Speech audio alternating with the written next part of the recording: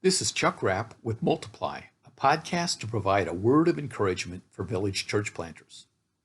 Today we continue our series on the leadership qualities of Nehemiah, the Old Testament leader who led the rebuilding of the walls of Jerusalem.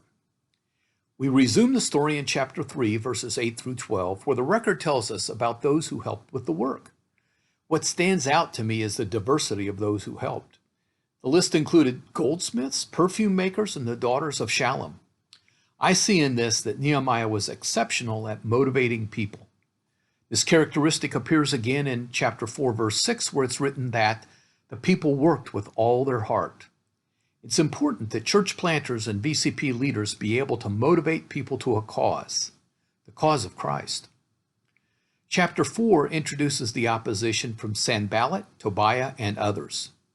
I appreciate Nehemiah's response in the 9th verse, but we prayed to our God and posted a guard day and night to meet this threat.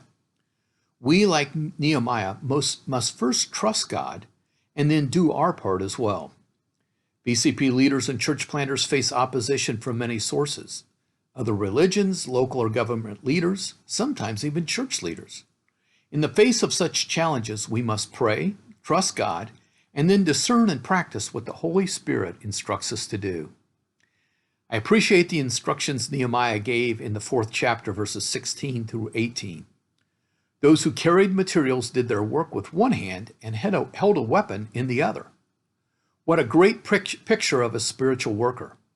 They labor with one hand while holding the weapons of spiritual warfare in the other. Ephesians 6, verses 10 through 18 provides excellent instruction for us as we prepare to engage in spiritual warfare. Lastly, I'd like to point out one additional characteristic of a leader that I see in the 4th chapter. The last part of verse 18 tells us that the man who sounded the trumpet stayed with me. In 20, first part, wherever you hear the sound of the trumpet, join us there. Leaders are responsible for warnings and communication. Ezekiel 33, 6 and 7, Hosea 8, 1, are two of many scriptures that describe the duty of leaders to sound an alarm or issue a warning to the people. Sometimes leaders, these messages are difficult and they're not well received. Nonetheless, we're to speak the truth in love, and we're held accountable if we fail to do so. Leaders motivate and inspire others. Leaders trust God and also do their part. Leaders are responsible to communicate warnings to the people that will help protect them. This has been a word of encouragement for village church planters.